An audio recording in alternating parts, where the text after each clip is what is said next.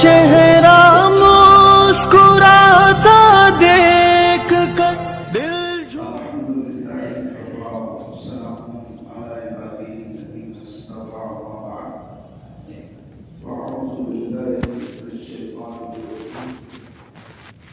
بسم الله الرحمن الرحيم وأن المساجد لله ولا تدعوا مع الله إلها آخر وقال تعالى لتدخلن المسجد الحرام إن شاء الله آمنين محلقين رؤوسكم ومقصرين لا تخافون فعلم ما لم تعلموا وجعل من دون ذلك فتحا قريبا وقال النبي صلى الله عليه وسلم من بنى لله مسجدا بنى الله له بيتا في الجنة أو كما قال عليه الصلاة والسلام إن الله وملائكته يصلون على النبي يا أيها الذين آمنوا صلوا عليه وسلموا تسليما اللهم صل على سيدنا مولانا محمد وعلى آل سيدنا مولانا محمد بارك وسلم بزرگان محترم، اللہ رب العزت نے ہم کو ایمان اور اسلام کی دولت سے جو سرفراز کیا ہے، اس سے بڑی نعمت دنیا اور آخرت میں نہیں،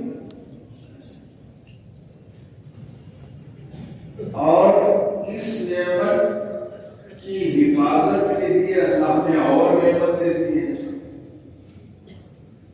ان نعمتوں میں ایک نعمت مساجد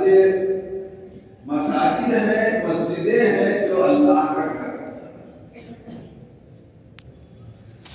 مسجد ایمان کی پاور ہاؤس ہے، یہاں سے ایمان کی روشنی اور یہاں سے ایمان کی جو ہے نورانیت تقسیم ہوتی ہے۔ اسلام میں مساجد کا، مسجدوں کا بہت بڑا رول ہے۔ یہی وجہ ہے کہ نبی کریم صلی اللہ علیہ وسلم نے بھی مدینہ پاک پہنچنے کے بعد سب سے پہلے اپنا گھر نہیں بنایا بلکہ مسجد نبوی کی تعمیر کی، اور اللہ پاک نے بھی سب سے پہلے جب دنیا بنائی تو خانہ کعبہ، سجدہ اور وہ قبلہ پہلے بنایا، بعد میں پوری زمین بنائی۔ ان اول بیت وضع للناس ببکۃ مبارکہ، سب سے پہلا گھر جو اللہ کی عبادت کے لیے بنایا گیا دنیا میں، وہ مکہ مکرمہ میں خانہ کعبہ، بڑا برکت والا ہے۔ کسی نے کہا دنیا کے بتکدوں میں پہلا وہ گھر خدا کا، دنیا کے بتکدوں میں پہلا وہ گھر خدا کا، ہم پاسباں ہیں اس کے، وہ پاسباں ہمارا۔ اللہ کے رسول صلی اللہ علیہ وسلم نے جب ہجرت فرمائی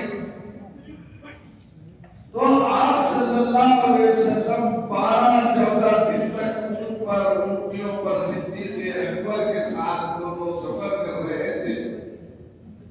اہل مدینہ، انصار مدینہ، بچے، خواتین، بوڑھے، جوان، سب گھروں کے چھت پر چڑھ جاتے، درختوں پر چڑھ جاتے اور دیکھتے کہ نبی کریم صلی اللہ علیہ وسلم کی سواری آ رہی ہے نہیں آ رہی ہے۔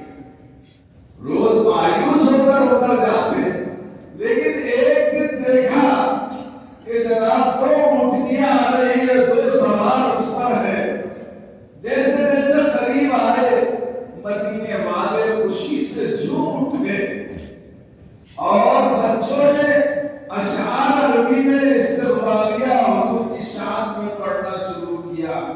اور کہا طلع البدر علینا من ثنیات الوداع وجب الشکر علینا ما دعا للہ داعی. یہ وداع کی گھاٹیوں سے ہمارے لیے نبی کریم صلی اللہ علیہ وسلم کی شکل میں چودھویں کا چاند ملا ہے. اور اس نعمت عظمیٰ پر ہم کو اس وقت تک شکر کرنا واجب ہے جب تک کہ دنیا میں دعا کرنے والے دعا کرتے رہیں. آپ صلی اللہ علیہ وسلم تشریف لائے. پہلے آپ نے مدینے کے باہر مسجد نبوی سے 3 کلومیٹر دور قباء مقام پر قیام فرمایا 3-4 دن. وہاں بھی آپ نے سب سے پہلے مسجد قباء کی بنیاد رکھی. سب سے پہلا پتھر آپ نے رکھا, دوسرا صدیق اکبر نے رکھا, تیسرا فاروق اعظم نے رکھا, اور یوں مدینے کی پہلی مسجد تیار ہو گئی. قرآن کریم میں اس کا ذکر مبارک کیوں ہے, وَلَمَسْجِدٌ أُسِّسَ عَلَى التَّقْوَى مِنْ أَوَّلِ يَوْمٍ أَحَقُّ أَن تَقُومَ فِيهِ رِجَالٌ يُحِبُّونَ أَن يَتَطَهَّرُوا وَاللَّهُ يُحِبُّ الْمُتَطَهِّرِينَ. یہ سب سے پہلی مسجد جو آپ نے بنائی ہے مدینے میں وہ مسجد قباء ہے. اس میں ایسے پیارے لوگ ہیں, اللہ ان کی تعریف کر رہے ہیں کہ وہ اللہ محبت کرتے ہیں ان سے اس لیے کہ وہ پاک رہنا چاہتے ہیں, وہ پاک رہنا چاہتے ہیں گندگیوں سے, دل کی گندگیوں سے بھی اور جسم کی گندگیوں سے بھی پاک رہنا چاہتے ہیں. اور ایسے پاکیزہ لوگوں سے اللہ محبت کرتے ہیں. حضور نے فرمایا اے قباء والو, تم ایسا کون سا عمل کرتے ہو کہ اللہ تم سے محبت کا اعلان کر رہا ہے قرآن کریم میں؟ کیا عمل ہے تمہارا؟ عرض کیا سب نے اللہ کے رسول ایسی کوئی بات نہیں ہے, آپ کی تعلیمات پہ عمل کرتے ہیں. ہاں, طہارت کے بارے میں آپ نے جو جو تعلیم دی ہے ہم اس کا اہتمام کرتے ہیں. اس لیے باقی کو آدھا ایمان قرار دیا, نماز کی شرط قرار دیا. پہلی مسجد بن گئی. اب جمعہ کا دن تھا جناب, آپ جب آ رہے تھے مدینہ تو آپ نے راستے میں پہلا جمعہ وہاں نماز جمعہ ادا کی مدینے میں, تو وہاں ایک تاریخی مسجد جمعہ بنا دی گئی. اور پھر آپ کی سواری آپ خصبہ اونٹنی پر سوار ہو کر آہستہ آہستہ دھیرے دھیرے کرامہ مدینے کی طرف بڑھ رہے تھے. مدینے کے ہر صحابی, ہر جانبدار صحابی یہ چاہتے تھے کہ اللہ کے رسول میرے گھر مہمان. حضور نے سوچا کہ میں کسی ایک کا نام لوں گا تو دوسرے کا دل دکھ جائے. اللہ نے فیصلہ فرمایا انہا مامورا, اے میرے نبی تمہاری اونٹنی اور تمہاری سواری ہمارے حکم کی پابند ہے. یہ جس کے گھر کے سامنے بیٹھ جائے گی آپ اسی کے مہمان. اللہ اکبر. وہ صحابہ جو نبی کریم صلی اللہ علیہ وسلم کے چہرے انور سے نظر نہیں ہٹا رہے تھے بہت دیر سے. یہ حکومت صادر ہونے کے بعد صحابہ نے حضور کے چہرے سے نظر ہٹا دی اور اونٹنی کے پیروں سے درخواست کرنے لگے, ارے رسوا, اے حضور کی سواری, تیرے قدم اگر میرے قریب خانے کی طرف اٹھ جائے تو میری قسمت میں 4 چاند لگ جائے. ظاہر ہے کہ یہ خوش قسمتی کسی ایک صحابی کے حصے میں آنی تھی یہ سعادت, اور وہ خوش قسمت صحابی تھے حضرت ابو ایوب انصاری رضی اللہ تعالیٰ عنہ. ان ان کے گھر کے سامنے جا کر مسوا اونٹنی بیٹھ گئی۔ اللہ کے رسول حضرت ابو ایوب انصاری کے مہمان ہوئے، 12-14 دن آپ نے قیام کیا تو سامنے دیکھا کہ ایک چٹیل میدان مسطح زمین ہے۔ حضور نے اپنے گھر بنانے سے پہلے اللہ کا گھر بنانے کا فیصلہ کیا اور کہا یہ زمین مسجد کے لیے بہت مناسب ہے۔ وہ تو یتیم بچوں کی تھی، ایک کا نام سہل تھا، دوسرے کا نام سہیل تھا۔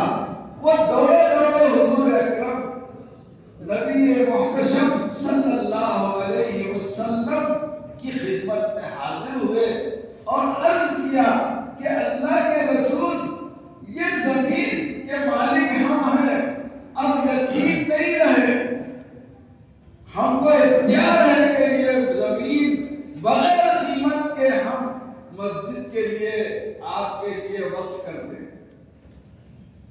حضور نے فرمایا یتیموں کے مولا، غریبوں کے والی نے کہا نہیں، مجھے یتیموں کا مال اس طرح سے دینے سے اللہ نے منع کیا ہے۔ قرآن کریم میں فرمایا ان الذین یأکلون اموال الیتامی انما یأکلون فی بطونہم نارا وسیصلون سعیرا۔ جو لوگ یتیموں کا مال ظلمن کھا لیتے، انما الذین یأکلون اموال الیتامی ظلمن، جو یتیموں کا مال ظلمن کھا لیتے ہیں وہ اپنے پیٹ میں آگ بھرتے ہیں اور جہنم میں جلیں گے۔ ابو بکر صدیق رفیق الاسرار،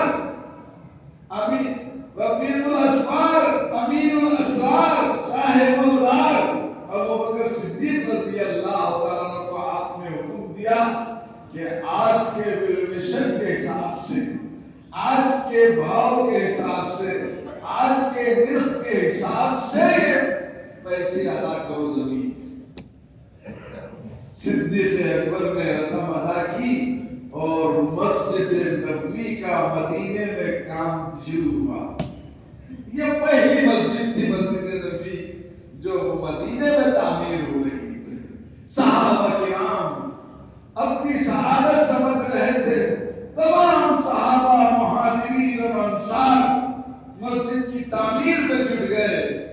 کوئی کھجور کا تنا کاٹ کر لا رہا تھا ستون بنانے کے لیے، کوئی کھجور کے پتے لا رہا تھا چھت پر ڈالنے کے لیے، کوئی موٹی ریل جس کو آپ سنگل کہتے ہیں نیچے بچھانے کے لیے سر پر اٹھا کر لا رہا تھا۔ اور دونوں جہاں کے بادشاہ، آقا نامدار، سرور کائنات، احمد مصطفیٰ محمد مصطفیٰ صلی اللہ علیہ وسلم اپنے سر پر اینٹیں کچی اٹھا کر لا رہے تھے اور فرما رہے تھے اللہم لا عیش الا عیش الآخرہ فرحم الانصار والمہاجرہ۔ اے اللہ، دنیا کی زندگی کوئی زندگی نہیں ہے، یہ تو پانی کا بلبلا ہے۔ سمجھ آیا نا؟ اصل زندگی تو آخرت کی زندگی ہے۔ تو ان مہاجرین اور انصار پر، ان مسجد کی تعمیر کرنے والوں پر، ان مسجد کے آباد کرنے والوں پر، اس مسجد پر اپنا جسم اور مال لگانے والوں کو مغفرت فرما، ان پر رحم فرما۔ یوں مسجد نبوی تعمیر ہوئی۔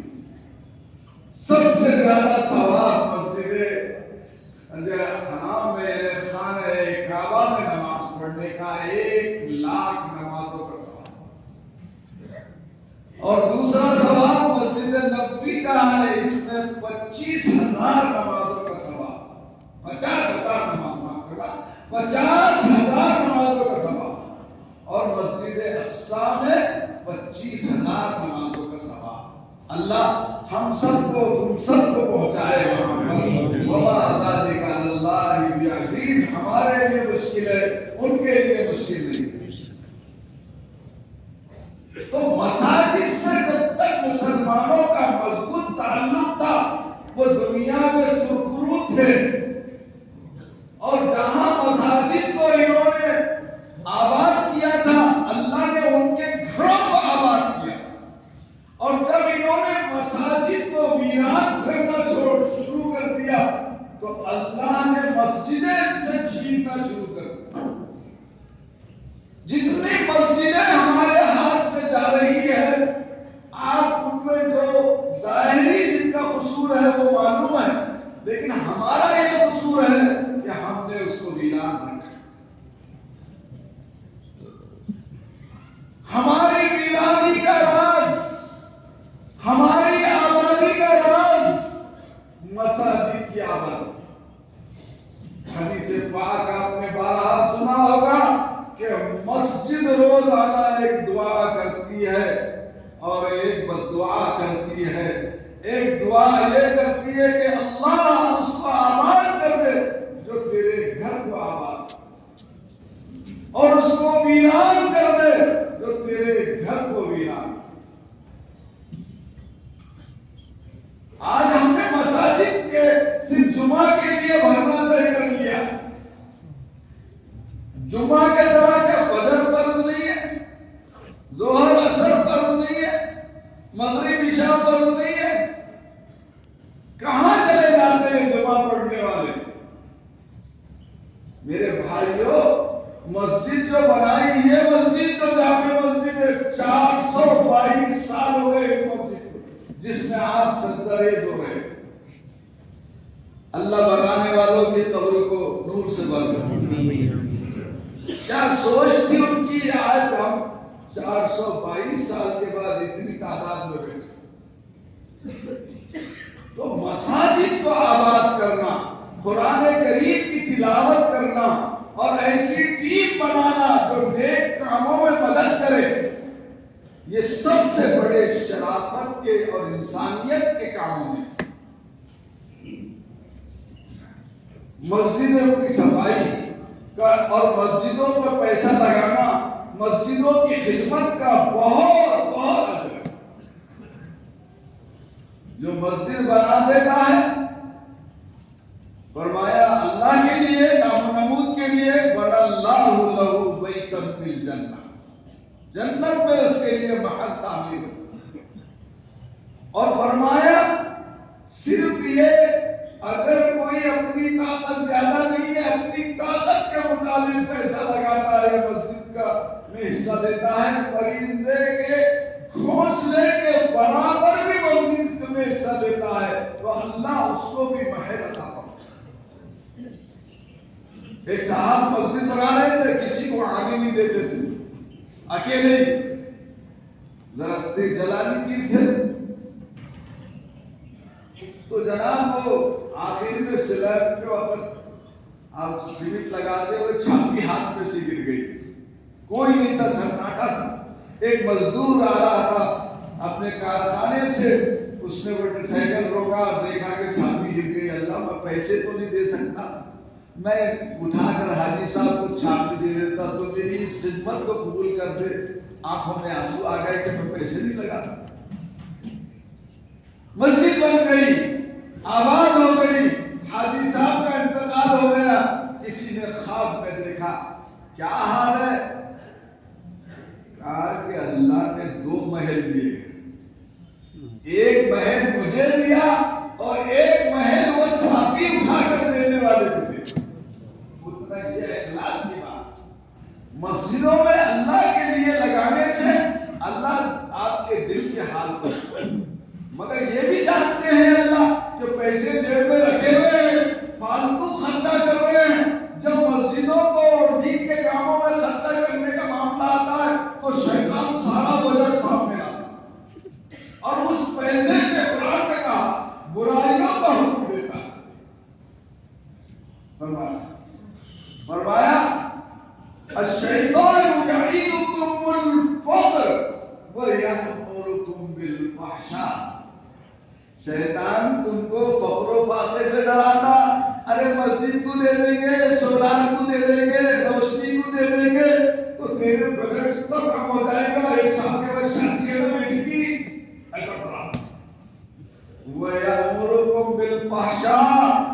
اسی سے پیسے سے برائیوں کا حکم دیتا. 20,000 کا ویڈیو لگاؤ, ناچ گانے دکھاؤ, وہی پیسہ جو پیسہ ان کے نام پر خرچ ہوا اس کا ثواب جاریہ ہے, اور جو ان کے حکم کے خلاف ہوا ہے وہ کیا ہوگا؟ مساجد میں روشنی کرنے کا نظام بہت حضور کے زمانے سے, صحابہ بھی چراغ لگایا کرتے تھے مسجد نبوی میں. تو ہمارے یہاں بھی الحمدللہ مساجد کے خادم ہیں, دل و جان سے مسجد کی. ہمارا شہر تو مسجدوں کا شہر ہے, ہمارا شہر تو گنبدوں کا شہر ہے, اور ہم اس پر اللہ کا شکر ادا کرتے ہیں. لیکن زبان سے مت کرو, حقیقت میں شکر کرو کہ ان کو آباد رکھو. ایسا تو نہیں کہ مسجد تو بنا دی سب بھر میں, ایمان کی حرارت والوں میں, سب مسجد تو بنا دی سب بھر میں, ایمان کی حرارت والوں نے من اپنا پرانا پاپی ہے, برسوں میں نماز نہیں پڑھ نہ سکا. اصل رکن مساجد کی نماز, تو اس میں روشنی کرنا, اس کی خدمت کرنا, یہ بہت بڑے اجر کی اور ثواب کی بات ہے. ایک صحابی تھے غریب شریف, روزانہ کالے گلوٹے تھے, مسجد کی صفائی کرتے تھے, مسجد میں چراغ وغیرہ لگاتے تھے, خدمت کرتے تھے. ایک رات ان کا انتقال ہو گیا. عشاء کی نماز کے کچھ دیر کے بعد حضور آرام کے لیے تشریف لے گیا. آدھی رات کے بعد آپ اٹھ جاتے تھے تہجد کے لیے. صحابہ نے سوچا کہ ابھی آپ آرام کرنے کے لیے گئے, حضور کو زحمت نہیں دی, آپ کو بتایا نہیں, آپ کو باخبر نہیں کیا, اور ان صحابی کو غسل دیا, کفن پہنایا, نماز جنازہ پڑھا کر جنت البقیع جو قبرستان ہے مدینے کا وہاں دفن کر. دوسرے دن وہ مسجد میں صحابی نظر میں آئے تو حضور نے پوچھا کہ وہ صاحب کہاں ہیں؟ تو ایک صحابی نے عرض کیا مات بالبارحہ, کل ان کا رات میں انتقال ہو گیا. یہ سنتے ہی حضور ناراض ہو گئے, فرمایا افلا آذنتمونی, کیوں نہیں بتایا؟ تم نے مجھے معمولی آدمی سمجھا. دلونی علی قبری, ان کی قبر بتاؤ. اور قبر ان خادم مسجد کی قبر پر آپ تشریف لے گئے اور وہاں جا کے دعا کی. مسجد میں جو آپ کا کی خدمت لگ جائے, جو پیسہ لگ جائے, جو مال لگ جائے, جو جان لگ جائے, جو صلاحیت لگ جائے, وہ کام آئے.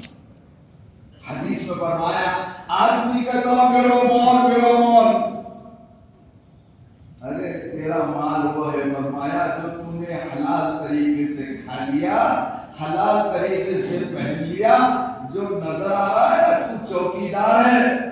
آج ہی اگر تیری روح قبض ہو جائے تو کس کا مال ہے؟ وارثوں کا مال. گھڑی بھی اتار لیتے, سونے کا دانت بھی نکال لیتے بعد میں. سمجھ میں آئی بات؟ تو آدمی کا مال وہ ہے جو آپ نے آخرت میں بھی دیا, اس کا اصل مال وہ ہے جو اللہ کے پاس بھی دیا. تو آج پچھلے جمعے میں بھی آپ سے بہت درخواست کی گئی تھی, اور میں بھی ادباً درخواست کرتا ہوں کہ ہمارے پاس یہ جامع مسجد اتنی بڑی ہے کہ اتنی چوڑائی کی چھت والی پورے ہندوستان میں کوئی مسجد نہیں. لمبائی میں ہے 2 بڑے شہروں میں, لیکن چوڑائی کے اعتبار سے بھی اس مسجد کی قدر کرو. یہاں کچھ اللہ والوں نے جن کو توفیق تھی اس کی خدمت کی ہے, لیکن ہمارا بھی کچھ حصہ لگتا ہے, ہماری بھی قبر روشن ہو جائے, ہمارے لیے اللہ قیامت کے دن نور ہی نور کر دے.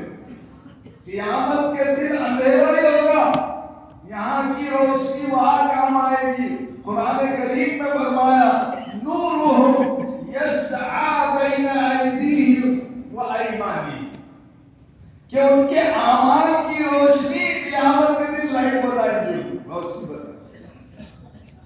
تو دوستو یہ سولار آج کل آیا ہے, کچھ اور بھی اس میں سہولت ہے, تو وہ بڑا برانڈ ہے, گھروں میں لاکھوں روپے خرچ کر دے رہے ہم سولار لگانے میں, بڑے ہمارے 2-4 چار دولت مندوں سے ہم نے پوچھا تو، لیکن ہم یہ چاہتے ہیں کہ جیسے حضور نے اپنے اللہ کا گھر کا آغاز کیا سارے گھروں سے پہلے، تو آپ بھی اللہ کے گھر کا آغاز کیجئے سولار کے لیے، تاکہ یہ سولار تم کو نار سے بچا دے اور نور کا سامان بن جائے۔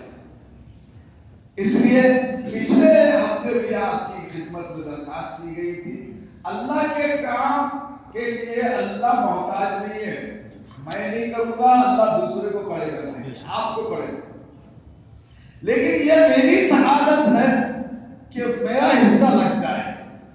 کل اگر میں خبر میں چلے جاؤں تو میرے لیے حدیث میں فرمایا جب آدمی مر جاتا ہے تو تین چیزیں ساتھ میں جاتی ہیں، ایک اس کے مال جاتا ہے، گاڑیاں لے کے بوڑھے لوگ ہیں، میں گاڑی میں آ جاؤں، اس کی گاڑی میں بیٹھ جائے، اور جناب پھر اس کے اہل و عیال جاتے ہیں ساتھ میں، اور فرمایا اس کے اعمال جاتے ہیں، دو فوراً واپس آ جاتے ہیں آدھے پون گھنٹے میں، اور دو ایک چیز ساتھ رہتی ہے وہ اعمال۔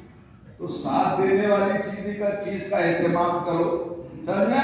پوری زندگی تو ان کے لیے لگا دی ہے، کچھ اپنی بھی عاقبت اور آخرت بناؤ۔ نماز کے بعد تینوں گیٹ پر ہمارے سولار کا پروگرام جو ہے وہ مسجد میں جو ثواب ہے آپ جانتے ہیں، مدرسے میں بھی دن رات بچے ہمارے 5 بجے سے اٹھ کر قرآن پڑھتے ہیں، اور ایک حرف کا ثواب 30 نیکیاں، الف لام میم کو کہتا ہے بچہ پڑھتا ہے تو اس کو 30 نیکی ملتی ہے۔ پورا ایک پارہ پڑھے گا تو کتنی نیکیاں ملیں گی؟ 3 پارے پڑھتے ہیں روز اٹھ کر بچے، حافظ صاحب روز ایک پارہ سناتے ہیں۔ تو میں عرض کر رہا تھا کہ یہ روشنی کا ثواب آپ کو ملے گا، قرآن پڑھنے کا ثواب آپ کو ملے گا، اللہ کے خزانے میں کمی نہیں ہے کہ ان کی نیکیاں لے کے آپ کو دیں گے، نہیں، آپ کو مستقل دیں گے، حضور نے فرمایا۔ تو دوستوں، بزرگوں، بھائیوں، جس کی جتنی طاقت ہے، یہ اتنی بڑی رقم ہے، لیکن اگر اللہ آپ کو توفیق دے تو کوئی چیز مشکل نہیں ہے۔ اللہ اگر توفیق دے انسان کے بس کا کام نہیں، لیکن توفیق کے بعد ہر مشکل کام کیا ہو جاتا ہے؟ آسان ہو جاتا ہے۔ الحمدللہ بابری مسجد کی شہادت کے بعد ہندوستان میں 22,000 مسجدیں بنائی، یہ آپ نے بنایا، ایمان والوں نے بنایا۔ اللہ تعالیٰ سب کے مال و جان کی، ہمارے مال و جان کی حفاظت فرمائے، اور اس روشنی کے کام پر جو ہم کو بھی خرچ کرنے کی کوئی ایک بندہ خالی نہ جائے۔ میں نے سنایا نا کہ پھاپی اٹھانے والے کو بھی دے دیا، آپ کی اگر گنجائش 50 روپے کی تو وہ بھی لے کے چلے جا، 100 کی ہے وہ، 1000 کی، لاکھوں میں ہے یہ کام، 11 لاکھ کا ایک یونٹ ہے، تو اب 6-7 یونٹ ایسے لگ رہے ہیں۔ ہم نے جو ماہرین ہیں ان سے پہلے مشورہ لے کر اسٹیمیٹ بنا کر یہ کام شروع کیا ہے۔ اللہ سے دعا ہے کہ اللہ اس کو جلد جلد رمضان سے پہلے پورا کر دے، اور ہم سب کو جو ہے اطمینان سے تراویح نصیب فرمائے۔ جیسے تو نے رجب اور شعبان ہم کو عطا کر رہے ہیں، ایسے اللہ ہم کو رمضان تک پہنچائے اور ہماری نیکیوں کو قبول فرمائے، ہماری جان و مال، عزت و آبرو کی حفاظت فرمائے، اور جو دینے والے اللہ ان سب کو، ہم سب کو برکت عطا فرمائے۔ آمین و آخر دعوانا۔